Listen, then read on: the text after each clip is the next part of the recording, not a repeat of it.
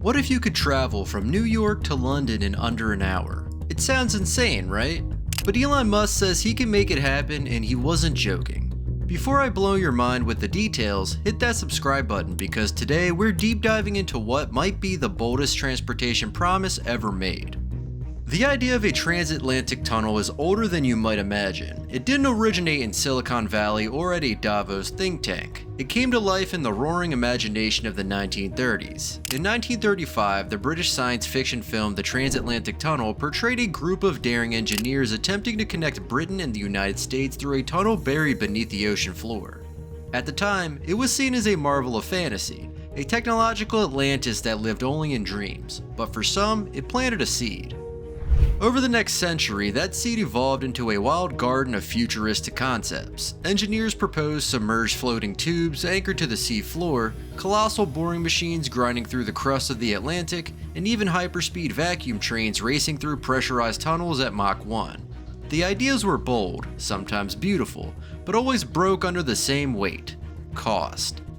No government, no company, no coalition of billionaires ever got past the first spreadsheet. In 2003, a European-American engineering consortium released a feasible study. Their conclusion?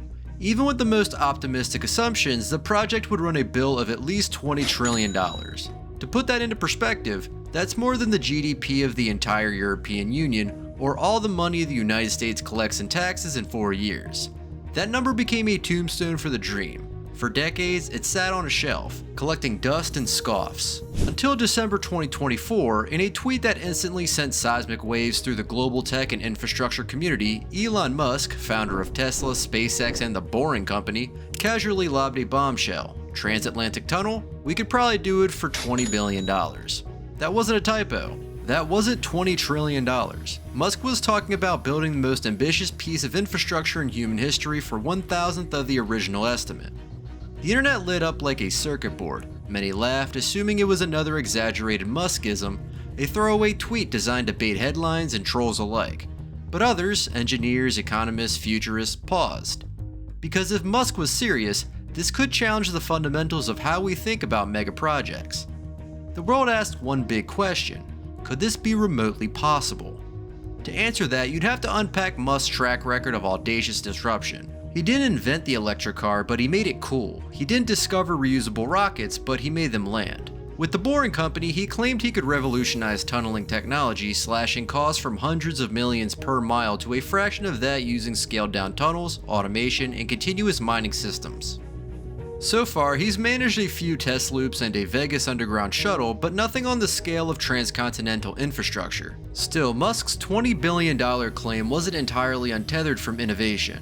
If his tunneling tech could advance exponentially, if maglev or hyperloop systems could be stabilized and integrated, and if political will and private capital aligned, just maybe there was a window. But what's in that window? A shortcut that turns an 8-hour flight into a 1-hour underwater train ride. A redefinition of global commerce, tourism, and geopolitics. And perhaps the next moonshot that tests not just our engineering capabilities, but our imagination. Let's rewind to 2013 when Elon Musk dropped a bombshell in the form of a 57-page white paper called Hyperloop Alpha. It reads like a manifesto from the future. Inside, Musk outlined a sleek, near-supersonic transportation system that promised to hurl passengers through low-pressure tubes at 760 miles per hour. Not in jets, not in cars, but in streamlined pods levitating inside sealed tubes using magnetic propulsion, essentially maglev trains, inside vacuums. The idea wasn't plucked from thin air. In fact, it echoed the long-forgotten dreams of early 20th century rocket pioneer Robert Goddard, who imagined vacuum-based transportation before the world even had commercial airlines. But Musk's version had a distinctly Silicon Valley spin: aggressive disruption, lean engineering, and big promises of affordability. The Hyperloop, he argued, could be built for just $6 billion. That's a rounding error compared to California's high-speed rail project, which was projected to cost over $100 billion and counting. For Musk, the Hyperloop wasn't just a transit system, it was a statement, a rebuttal, a finger pointed at bloated bureaucracy and outdated infrastructure. It would be faster than a jet, cleaner than a car, and cheaper than a train, all while running on solar power and occupying a narrow footprint, minimizing environmental disruption. It was, on paper, a utopian answer to gridlock and emissions. But here's the thing about paper. Paper doesn't feel friction. Paper doesn't account for the thermal expansion of steel in the blistering Mojave heat. Paper doesn't need permits or right-of-way access or $10 million just to study the feasibility of where a tube might go. Paper doesn't get caught in legal snarls, land disputes, or environmental reviews. It doesn't have to contend with earthquakes, wind loads, or pigeons nesting in critical launch components. In reality, the Hyperloop dream slammed into the immovable wall of the real world, and the cracks showed fast. Multiple startups sprang up inspired by Musk's open source vision, Virgin Hyperloop, Hyperloop TT, and others, each racing to make the dream a reality. Test tracks were built, demos were staged, hype was generated, but even with billions in venture capital, not a single Hyperloop system anywhere in the world has carried a single paying passenger. Why? Because building vacuum tubes hundreds of miles long isn't just expensive, it's an engineering and logistical nightmare. Maintaining consistent near vacuum pressure across vast desert or urban terrain, still unsolved. Creating emergency escape systems for capsules traveling at airplane speeds through sealed tubes, still theoretical. And let's not forget, the physics of near supersonic transit means even the tiniest design flaw becomes a catastrophic safety issue. So while Musk's Hyperloop Alpha painted a dazzling vision of the future, slick renderings, physics-backed optimism, and solar-powered sustainability, the reality, more than a decade later, has yet to leave the test track. When Elon Musk released the white paper Hyperloop Alpha in 2013, it wasn't a conventional product launch, it was a challenge to the world. Musk had no intention of building it himself. Instead, he made the concept open source, a radical move meant to ignite a global engineering movement, and it did. One of the first to answer that call was Shervin Pishevar, a bold and eccentric Silicon Valley venture capitalist known for thinking 10 steps ahead. Pishevar believed the Hyperloop wasn't just a wild idea, it was the future. So in 2014, alongside Brogan Van Brogan, a former SpaceX engineer with an equally ambitious vision, he co-founded Hyperloop Technologies. The company would later rebrand as Virgin Hyperloop One after securing a major investment and name partnership with Sir Richard Branson. It didn't take long before the startup gained momentum.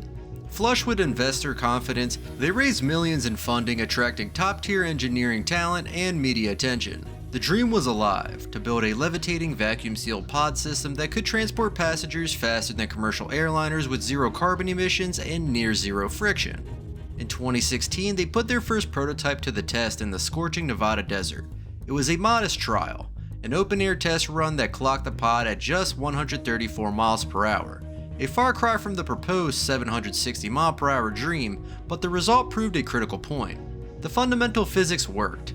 The world watched, and for a moment it seemed we were witnessing the birth of the next big leap in transportation. 4 years later, in November 2020, Virgin Hyperloop made history again, this time with human passengers. Two company employees, Josh Giegel, the company's co-founder and CTO, and Sarah Lucian, director of passenger experience, climbed into a small two-seater pod and zipped down a 500-meter test track at 107 miles per hour. It was brief, it was slow, but it was symbolic. That ride, though limited, marked a milestone. The first time humans had traveled in a full-scale Hyperloop pod. It was a powerful image of ambition, two people inside a carbon fiber shell, speeding through a vacuum tube toward what was supposed to be the new age of mobility. To fan the flames of public imagination, Virgin Hyperloop later unveiled sleek, cinematic renderings of what the future might look like. The pods were to feature airy, lounge-like interiors illuminated with ambient lighting. They would be powered by AI-driven systems for safety and comfort and glide through near vacuum tubes at speeds approaching 760 miles per hour. Boarding a Hyperloop would feel more like entering a luxury spaceship than catching a train. But promises don't ride on rails, and the future rarely cooperates with hype. Despite the glossy presentations and viral excitement, the real-world challenges began stacking up fast. Engineering hurdles, cost overruns, regulatory red tape, and skepticism from transportation experts began dragging the dream back down to earth. Building a high-speed vacuum tube system across populated cities, deserts, and mountains wasn't just ambitious, it bordered on logistical fantasy. And perhaps, most damningly, by 2022, Virgin Hyperloop quietly pivoted away from passenger travel entirely, refocusing instead on cargo transport, less glamorous, more practical, and a sign that the Hyperloop dream, at least in its original form, was beginning to deflate. What started as Musk's open-source moonshot had ignited a frenzy, but as the dust settled in the Nevada desert, it became clear. The technology was visionary, but the world wasn't quite ready.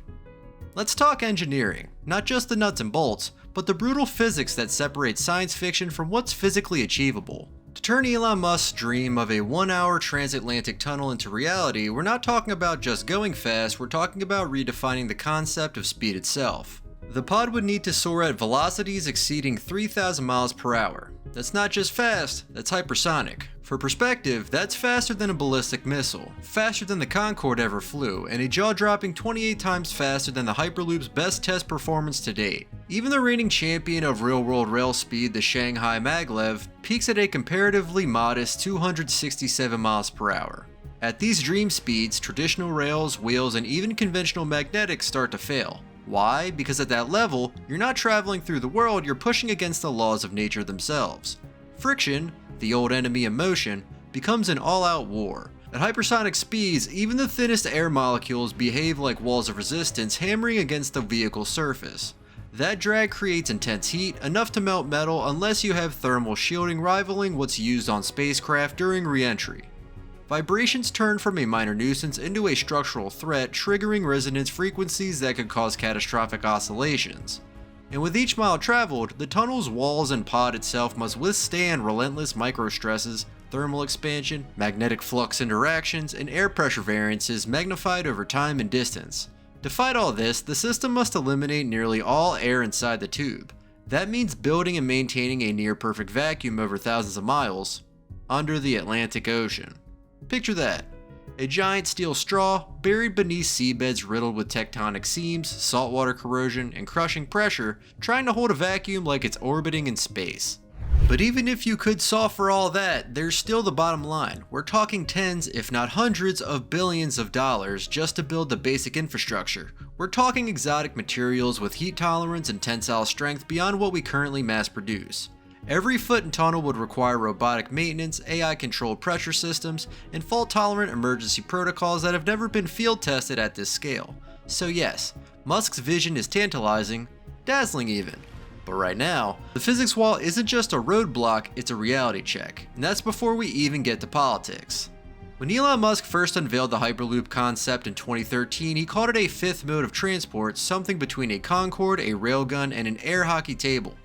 The boldest promise, that a Hyperloop between San Francisco and Los Angeles could be built for just $6 billion. A laughably low number, especially when compared to California's much criticized bullet train project, then estimated at a staggering $128 billion. On the surface, it sounded like the perfect disruption. Faster than a plane, cheaper than a train, and cool enough to make sci-fi fans drool. That tempting price tag masked a brutal truth. Scale changes everything. What Musk's napkin math probably didn't account for was the sheer engineering insanity of building such a system, not just between cities on land, but across continents, under oceans. A theoretical 3,000-mile transatlantic Hyperloop connecting, say, New York to London wouldn't just be a challenge, it would be an almost unprecedented engineering crucible. We're not just talking about new materials, we're talking about new physics, new politics, new regulatory frameworks.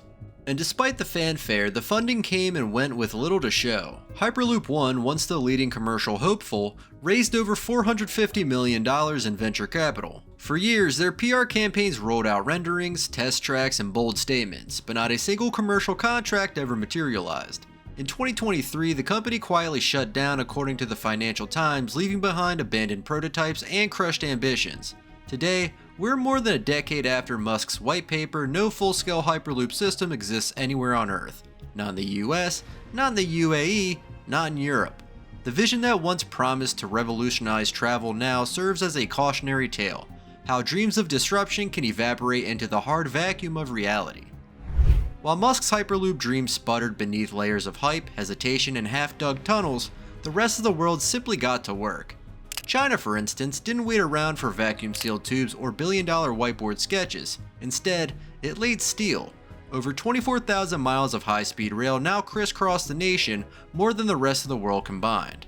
The Shanghai Maglev, gliding silently above the tracks at 268 miles per hour, feels less like a train and more like science fiction made routine. It's punctual, affordable, real. Then there's Japan, the birthplace of the bullet train, pushing boundaries once more with its SC Maglev, currently testing speeds up to 374 miles per hour. Quietly and methodically, Japan inches toward a world where such speeds are no longer experimental, but daily life. South Korea's KTX network, Taiwan's HSR, and Saudi Arabia's gleaming new high-speed corridor between Mecca and Medina all share something in common: functionality over fantasy.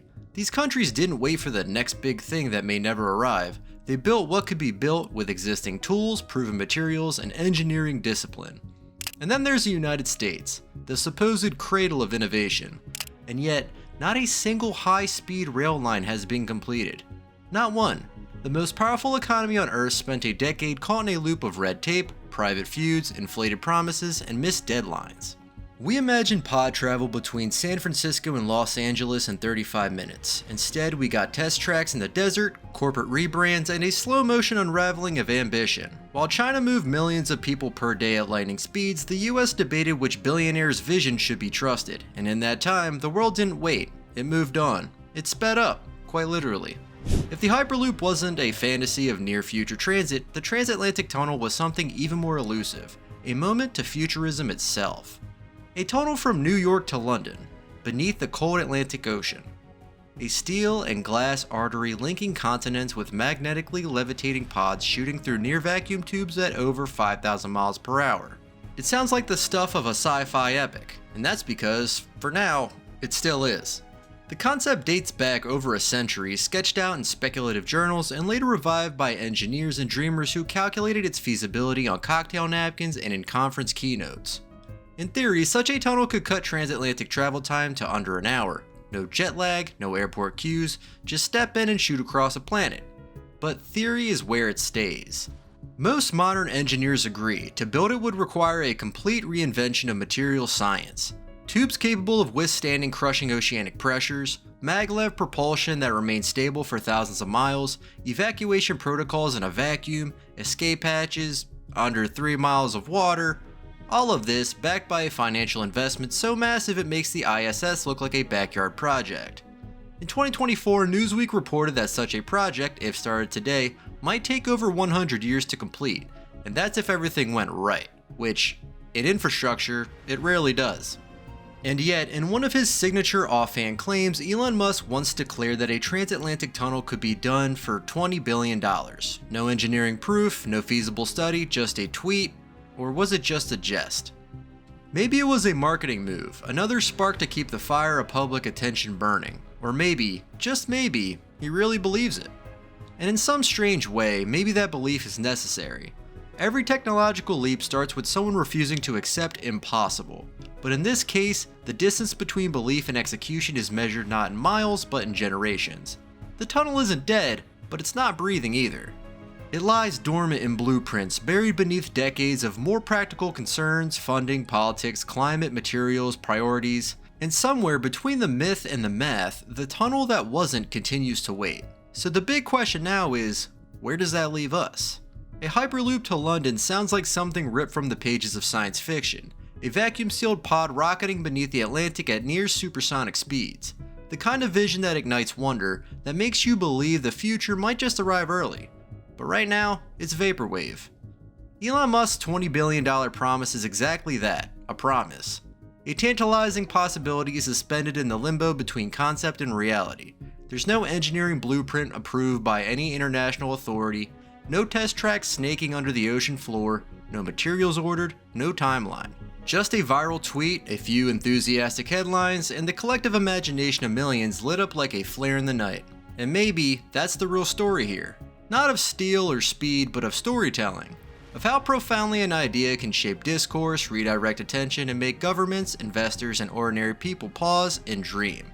When Elon Musk speaks, the world listens, not necessarily because the plan is feasible, but because his vision speaks to something primal. Our relentless desire to transcend limits, to erase borders, to defy time itself. Will Musk's transatlantic tunnel ever happen? Probably not in our lifetime, maybe not ever. But if by some miracle it does, if concrete meets ambition and physics bends just enough, we'll be the first to hit record to bring you every awe-inspiring detail. Until then, maybe book that 8-hour flight, or better yet, push for something we can achieve. High-speed rail that connects cities, regions, even continents. Because innovation doesn't have to be buried beneath the ocean to matter. Sometimes, it's the infrastructure right in front of us that needs vision most. Because the truth is this, sometimes the fastest way forward is simply to get moving. Not in a pod, not in a vacuum, but on the tracks we can build, right here, right now. Could Elon Musk's underwater tunnel actually replace airplanes? Share your thoughts in the comments. Thank you for watching this video with us, and catch you in the next one.